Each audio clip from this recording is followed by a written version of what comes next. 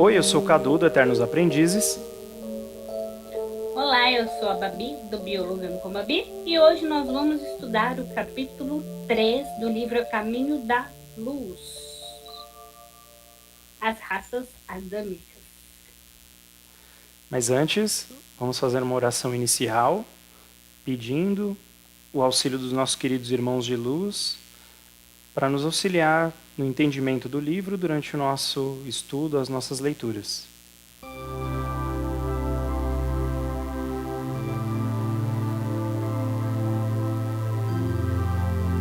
Irmãos de luz, pedimos caridosamente o auxílio e a companhia de vocês durante esse período de estudo, durante esse aprendizado.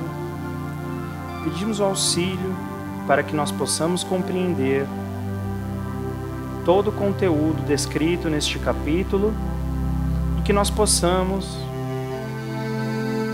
nesse momento, servir de ferramenta de estudo para que todos que estão assistindo nesse momento possam também usufruir desse ensinamento da melhor forma possível, assim como nós.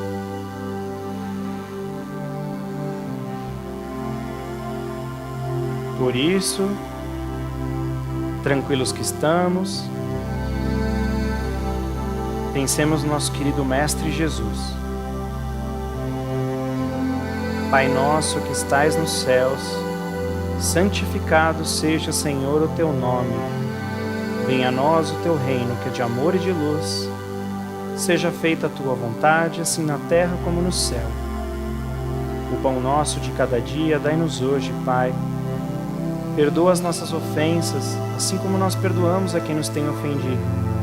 E não nos deixeis cair em tentação, e livra-nos de todo o mal, hoje, agora e sempre, onde estivermos, porque teu é o reino, o poder e a glória. Que assim seja, graças a Deus.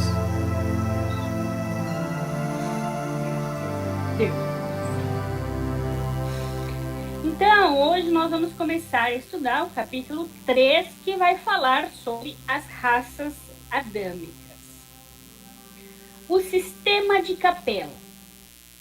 Nos mapas zodiacais que os astrônomos terrestres compulsam em seus estudos, observa-se desenhada uma grande estrela na constelação do Cocheiro, que recebeu na Terra o nome de Cabra ou Capella.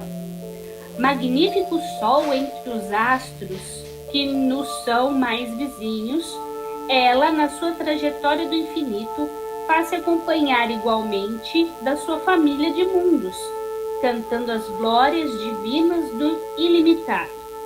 A sua luz gasta cerca de 42 anos para chegar à face da Terra, considerando-se desse modo a regular distância existente entre a Capella e o nosso planeta, já que a luz percorre o espaço com a velocidade de aproximadamente 300 mil quilômetros por segundo. Quase todos os mundos que lhe são dependentes já se purificaram física e moralmente, examinadas as condições de atraso moral da Terra, onde o homem se reconforta com as vísceras dos seus irmãos inferiores, como nas eras pré-históricas de sua existência. Marcham uns contra os outros aos sons de hinos guerreiros, desconhecendo os mais comezinhos princípios de fraternidade e pouco realizando em favor da extinção do egoísmo, da vaidade e do seu infeliz orgulho. Agora eu levei um tapa na cara. Poft. Tipo assim, vocês são bem primitivinhos ainda, né? Moralmente falando, principalmente. Esse último parágrafo me chamou bastante atenção. O que eu acho legal, começando a falar do sistema de Capella, né? Deixando bem claro aqui que esse sistema existe. A astrofísica já pontuou, já mostrou onde ele se encontra e os possíveis planetas que existem lá. Infelizmente, até por conta da distância, fica difícil de saber se é um exoplaneta, né? Que são planetas possivelmente habitáveis, né? Então, infelizmente, eles não conseguiram chegar nesse nível de visualização. Mas, assim, a estrela de Capella existe, tá? E uma coisa interessante de se lembrar aqui é que, assim, outro dado exato, que é a velocidade da luz, né? Os 300 mil quilômetros por segundo. A velocidade da luz, comumente denotada na palavra blá blá blá, tem tudo isso aqui, ó. Então, quer dizer, errou? Não, arredondou. Mais um dado exato, que é a velocidade da luz, e que, assim, a gente não está falando, as poucas menções científicas que Emmanuel coloca aqui não são pseudociência, são dados exatos. Obviamente que a gente está falando aqui de a velocidade em quilômetros por segundo da luz é 299,700 e qualquer coisa. Ou seja, 300 mil quilômetros por segundo. Então, o dado está exato. Tá? A distância, inclusive, da nossa constelação para a constelação do Cocheiro também é de aproximadamente 42 anos-luz. Então, de novo, esse livro foi escrito em 1938. E não existia internet naquela época. E Google para a gente acessar e verificar rapidinho para escrever. Então, pelo menos na minha opinião, mais um aqui dado... Aqui na Terra não, né? Não, sim, mas esse livro foi escrito aqui, né? Então, na minha opinião, mais um dado que demonstra, enquanto essa informação que o livro nos fornece são fidedignas, entendeu? Isso. E aqui também fala a respeito do sistema de Capella, e é algo que a gente vai ler muito nesse capítulo aí também, é a comprovação de que existem outros planetas. Nosso planeta ele está num estado evolutivo, assim como nós, todos do nosso ambiente também estão no estado evolutivo. E, como a gente vai ler mais para frente, eu dou um spoiler aqui, vai falar a respeito dos espíritos que não estavam moralmente evoluídos para viver em Capella e que vieram para a Terra. Ah, porque eles estão de castigo? Não. Muito pelo contrário, eles vieram com uma causa muito nobre, que é evoluir os povos que aqui existiam e também continuar o seu processo evolutivo. Isso. Lembrando que é uma escola, né? Se a gente repete muitas vezes de ano numa mesma escola, a gente tem que acabar trocando de escola, né? Mas vamos continuar. Isso aí. Um mundo em transições. Há muitos milênios, um dos orbes de Capella, que guarda muitas afinidades com o globo terrestre, atingira a culminância de um de seus extraordinários ciclos evolutivos. As lutas finais de um longo aperfeiçoamento estavam delineadas como ora acontece convosco. Relativamente às transições esperadas no século XX, neste crepúsculo de civilização, alguns milhões de espíritos rebeldes lá existiam, no caminho da evolução geral, dificultando a consolidação das penosas conquistas daqueles povos cheios de piedade e virtude. Mas uma ação de saneamento geral os alijaria daquela humanidade, que fizera jus à concórdia perpétua para a edificação dos seus elevados trabalhos. As grandes comunidades espirituais, diretoras do cosmos, deliberam então localizar aquelas entidades que se tornaram pertinazes no crime, aqui na terra longínqua, onde aprenderiam a realizar na dor e nos trabalhos penosos do seu ambiente as grandes conquistas do coração, impulsionando simultaneamente o progresso de seus irmãos inferiores. Então, aquilo que eu falei lá é um spoiler, principalmente dessa questão do mundo em transições, né? Sim. Em mundo em transição. E mostrando a importância, inclusive, desse trabalho, sabe? Você pode estar um pouquinho atrasadinho na sua sala, mas eu posso te colocar para uma outra onde você está adiantadinho. Então, você ajuda os seus irmãos. E é bonito isso, né? Sempre existe um propósito valoroso, né, nas coisas. A gente tem o costume de enxergar as coisas pelo lado ruim, né? E é legal você enxergar pelo lado valoroso, né? O lado bonito de... Cara, tudo bem, você precisa aprender um monte de coisa, mas fica tranquilo, você ainda está mais evoluído que os outros, você pode me dar uma mãozinha ali e ajudar os teus irmãozinhos ali no outro lugar? Assim você ganha um pouquinho mais de tempo para estudar e aprender o que precisa. Cara, lindo isso. Mesmo. E o legal também dessa parte da leitura é que fala assim: as lutas finais de um longo aperfeiçoamento estavam delineadas como ora acontece convosco. Isso está acontecendo isso no planeta Terra, né? Nesse século, nesse último século, finalzinho do século XX, início do século XXI. E se a gente não tiver apto a continuar nesse planeta, também seremos os exilados do planeta Terra. Uhum. Né? Então vamos lá. Espíritos exilados na Terra. Foi assim que Jesus recebeu à luz do seu reino de amor e de justiça, aquela turba de seres sofredores e infelizes. Com a sua palavra sábia e compassiva, exortou essas almas desaventuradas à edificação da consciência pelo cumprimento dos deveres de solidariedade e de amor, no esforço regenerador de si mesmas. Mostrou-lhes os campos imensos de luta que se desdobravam na terra, envolvendo-as no halo bendito de sua misericórdia e da sua caridade sem limites. Abençoou-lhes as lágrimas santificadoras, fazendo-lhes sentir os sagrados triunfos do futuro e prometendo-lhes a sua colaboração cotidiana e a sua vinda no porvir. Aqueles seres angustiados e aflitos que deixavam atrás de si todo um mundo de afetos, não obstante os corações empedernidos na prática do mal, seriam degredados na face obscura do planeta Terra. Andariam desprezados na noite dos milênios da saudade e da amargura. Reencarnariam no seio das raças ignorantes e primitivas, a lembrarem o paraíso perdido nos firmamentos distantes. Por muitos séculos não veriam a suave luz da capela, mas trabalhariam na terra acariciados por Jesus e confortados na sua imensa misericórdia.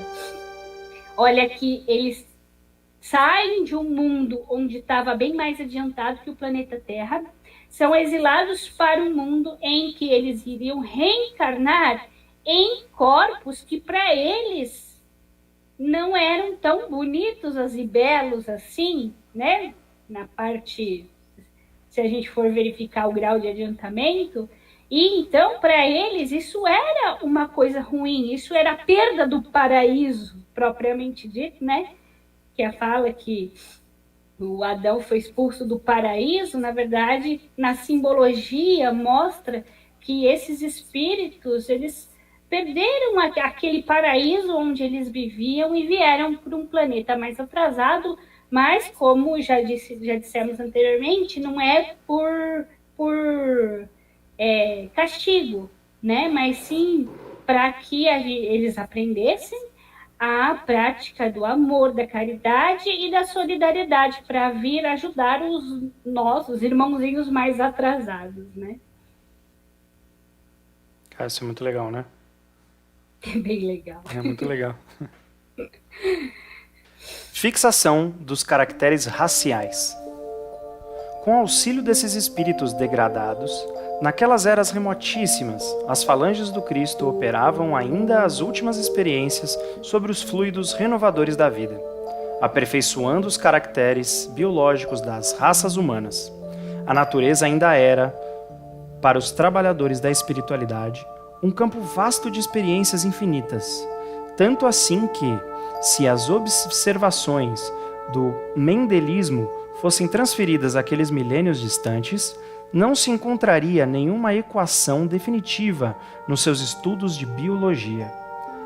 A moderna genética não poderia fixar, como hoje, as expressões dos genes, porquanto, no laboratório das forças invisíveis, as células ainda sofriam longos processos de acrisolamento, imprimindo-se-lhes elementos de astralidade, consolidando-se-lhes as expressões definitivas, com as vistas às organizações do porvir. Se a gênese do planeta se processara com a cooperação dos milênios, a gênese das raças humanas requeriam a contribuição do tempo, até que se abandonasse a penosa e longa tarefa da sua fixação. Acho legal isso aqui, inclusive eu acho que você consegue até ajudar um pouquinho a gente aqui, até no entendimento da questão do genoma, né? Que ele fala a respeito que nesse processo de evolução da raça humana, ainda existe um processo de evolução muito maior aí, e que justamente o que você falou agora no slide passado, pelo menos eu consigo enxergar um pouco disso aqui, né, nesse texto, que é justamente a questão no espiritismo, né, o perispírito talvez na capela, eu acho que se eu não me engano no livro pelo menos até agora não foi comentado, provavelmente a evolução não só moral e intelectual, mas a evolução do nosso perispírito acontece, e isso acaba caracterizando e moldando o nosso corpo biológico, né? Então, até nessa regressão fisiológica que o espírito do ser humano de capela, né, vir para a Terra, existe uma regressão fisiológica, o corpo muda, né? Eles ficam, por exemplo, se o cérebro deles eram mais evoluídos, vindo para a Terra, eles vão ser obrigados a ficar numa jaula um pouquinho menor, né? Um pouquinho mais apertada. Sim. O seu raciocínio vai ser um pouquinho mais limitado. Mas assim, essa questão dos genes, a expressão dos genes, o que foi que você conseguiu entender, Bárbara, daí? Não, foi assim. O que eu acho? Com auxílio desses espíritos degradados. Então você vem uma gama de espíritos que evoluiu inicialmente de uma outra maneira, vai saber os elementos que vivem lá, como é que se desenvolveu o corpo espiritual desse povo. Aí eles têm que se adequar a um corpo totalmente diferente do que eles estavam acostumados. Essa adequação não só anatomicamente, mas mas em termos de genética mesmo, porque o Mendel, que foi o pai da genética, ele diz, né, cada característica é determinada por par de genes, né? Se a gente fosse estudar isso nesse comecinho de fixação desse povo, tudo que ele observou não daria para observar isso, porque ainda estava nessa de tentativa e erro. Então, vamos se readequar a esse tipo de corpo. Tentou, não deu muito certo, não dá para aperfeiçoar um pouquinho mais? Eu acho que é assim, né? Posso estar enganada, mas biologicamente falando, foi o que eu entendi, que as teorias de genética naquela época de início de fixação desse povo no planeta não daria certo. Não, faz total sentido mesmo. A natureza ainda era, para os trabalhadores de espiritualidade, um campo vasto de experiências infinitas. Então, realmente, era um processo ainda de desenvolvimento ainda, da genética em si, né? Isso. Aí, depois de um tempo, então vai ser assim, pronto, acabou. Depois o Mendel vem explicar o que foi feito. Vamos lá. A origem das raças brancas. Aquelas almas aflitas e atormentadas reencarnaram proporcionalmente nas regiões mais importantes, onde se haviam localizado as tribos e famílias primitivas descendentes dos primatas, a que nos referimos ainda há pouco. Com a sua reencarnação no mundo terreno, estabeleciam-se fatores definitivos na história etnológica dos seres. Um grande acontecimento se verificara no planeta.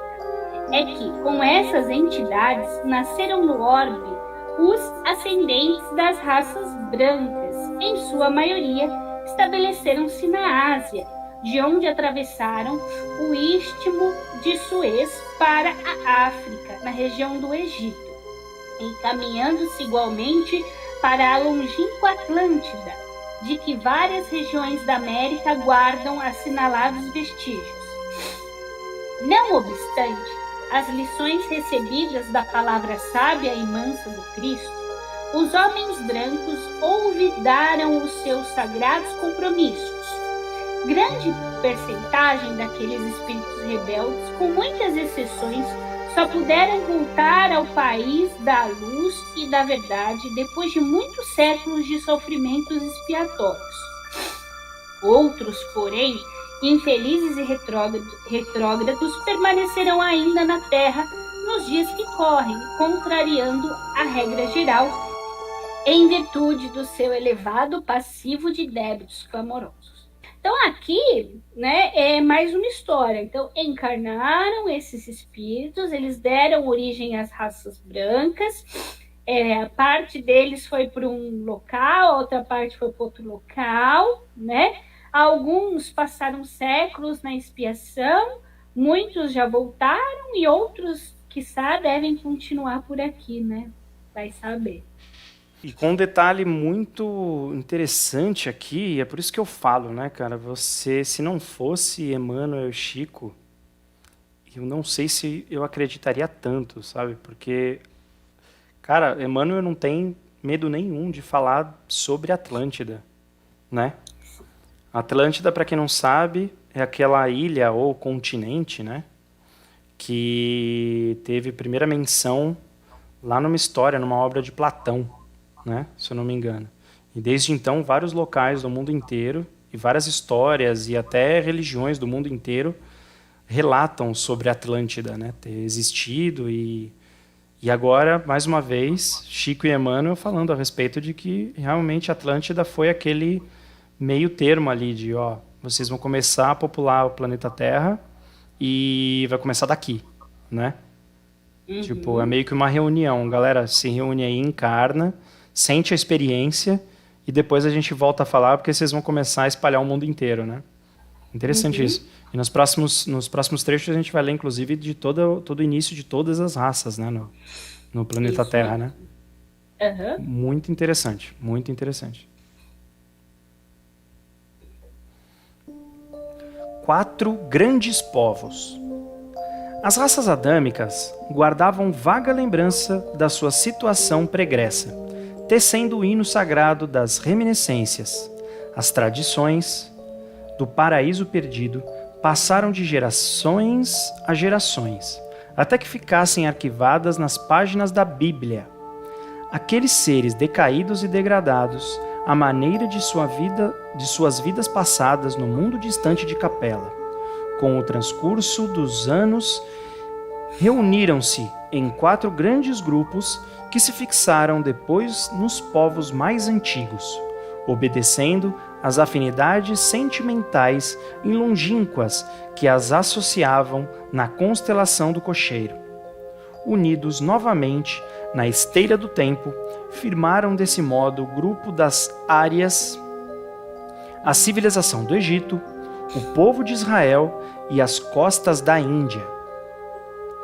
Dos Árias descende a maioria dos povos brancos da família indo-europeia. Nessa descendência, porém, é necessário incluir os latinos, os celtas e os gregos, além dos germanos e dos eslavos. As 4 grandes massas de degredados formaram os pródomos de toda a organização das civilizações futuras, introduzindo os mais largos benefícios no seio da raça amarela e da raça negra que já existiam. É de grande interesse o estudo de sua movimentação no curso da história. Através dessa análise, é possível examinar-se os defeitos e virtudes que trouxeram do seu paraíso longínquo, bem como os antagonismos e idiosincrásias peculiares a cada qual. Vale ressaltar que a raça amarela e a raça negra já estavam no planeta, né? Antes de vir esses povos da raça adâmica. Aí misturou tudo. E é legal também dessa divisão que ela bate, né, com os traços históricos mesmo, né, da raça humana ter vindo da África e de lá ela ter se subdividido e as raças surgiram, né, com essa mudança do gene e tal, que provavelmente o perispírito desses cidadãos estelares aí, desse outro, da constelação de Cocheiro, trouxe, junto com o seu perispírito, lembrando que essa evolução, ela não regride, tá? A gente pode regredir de corpo físico, mas a nossa evolução espiritual, ela não regride. A gente não anda para trás. Então, eles trouxeram, através do corpo do perispírito, trouxeram essas características que moldaram o gene que até então existia, como a gente está falando aqui, o povo amarelo e a raça negra, né? As promessas do Cristo. Tendo ouvido a palavra do Divino Mestre antes de se estabelecerem no mundo, as raças adâmicas, nos seus grupos insulados, guardaram a reminiscência das promessas do Cristo e, por sua vez, as fortaleceu no seio das massas, enviando-lhes periodicamente os seus missionários e mensageiros. Eis porque as epopeias do Evangelho foram previstas e cantadas alguns milênios antes da vinda do sublime emissário. Os enviados do infinito falaram na China milenária da celeste figura do Salvador, muitos séculos antes do advento de Jesus. Os iniciados do Egito esperavam-no com as suas profecias. Na Pérsia, idealizaram a sua trajetória, antevendo-lhe os passos no caminho do porvir. Na Índia Védica, era conhecida quase toda a história evangélica que o sol dos milênios futuros iluminaria na região escabrosa da Palestina. E o povo de Israel, durante muitos séculos, cantou-lhe as glórias divinas na exaltação do amor e da resignação, da piedade e do martírio, através da palavra de seus profetas mais eminentes. Uma secreta intuição iluminava os espíritos divinatórios das massas populares. Todos os povos o esperavam em seu seio acolhedor. Todos o queriam, localizando em seus caminhos a sua expressão sublime e divinizada.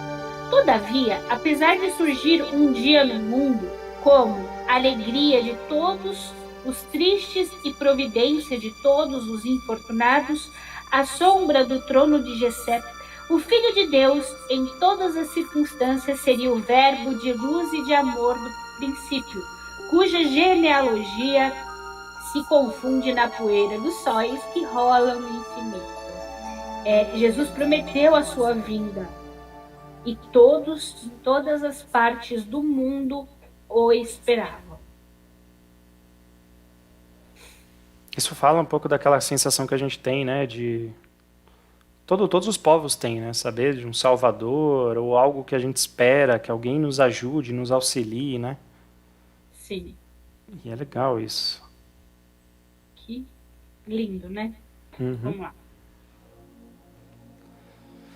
Nota de Emmanuel. Entre as considerações acima e as do capítulo precedente, devemos ponderar o interstício de muitos séculos. Aliás, no que se refere à historicidade das raças adâmicas, será justo meditarmos atentamente no problema da fixação dos caracteres raciais.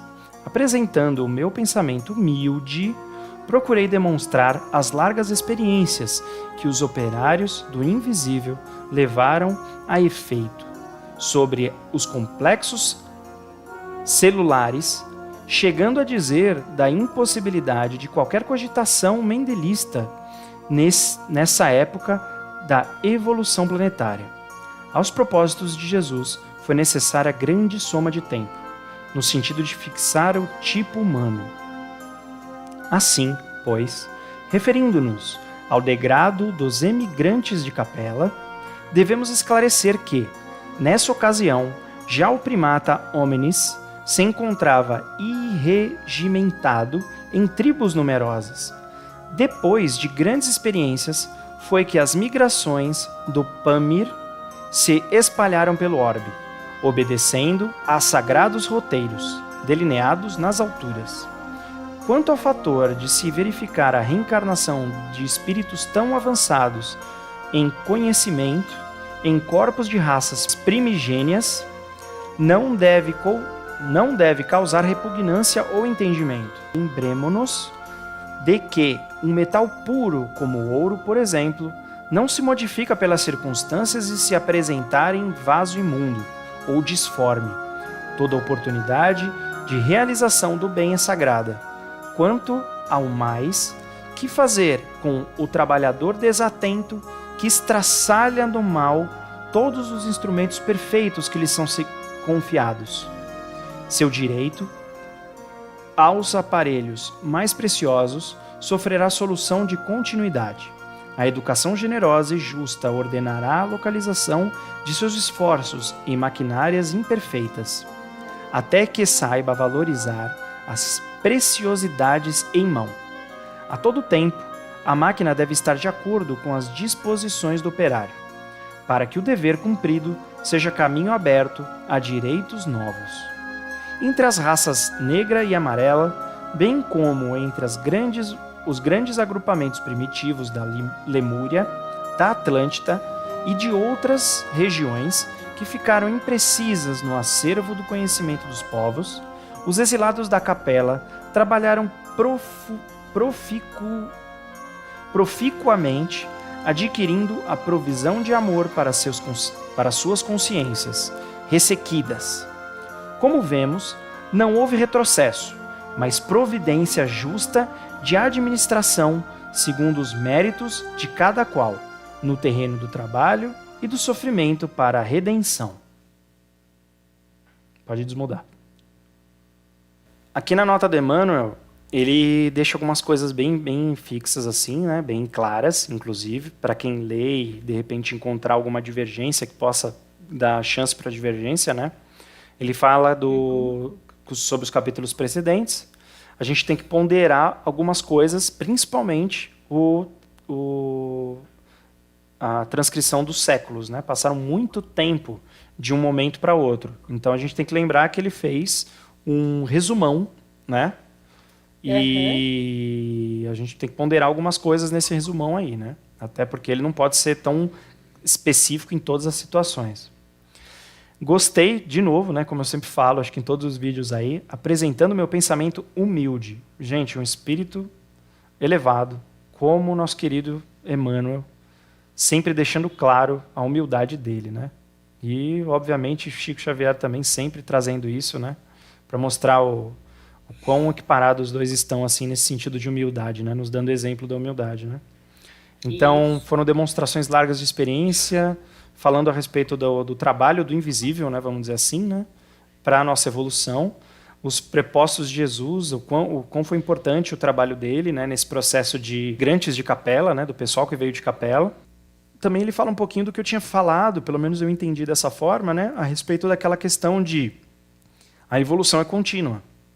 E não é porque um perispírito mais evoluído, saindo de um corpo e de um planeta mais evoluído, tem que entender, tem que achar que porque ele está indo para um planeta de uma série atrasada, indo para um corpo um pouquinho mais atrasado, vamos dizer assim, né? Não seja uma coisa bacana. Aqui está falando, né? Toda oportunidade de realização do bem é sagrada. E tudo que vem de Deus é sagrado. Então, independente do nosso nível de evolução material, cara, isso é uma obra de Deus. Isso é uma obra sagrada, sabe? Então ele deixa isso bem claro, né? E a semana que vem estudaremos capítulo 4. A gente vai falar sobre os egípcios. Isso aí, uma das 4 divisões aí do pessoal de capela. Então, mais uma vez, agradecidos que estamos pela leitura, pelo entendimento e pelo auxílio dos nossos queridos irmãos de luz. Vamos fazer mais uma oração de agradecimento. E finalizando com uma oração voltada para o nosso querido Mestre Jesus Cristo, que nos providenciou todo esse ensinamento, todo esse laboratório, toda essa escola da nossa vida, né? Então é isso. Acho que nada mais justo, né? A gente sempre focar no nosso querido Mestre Jesus.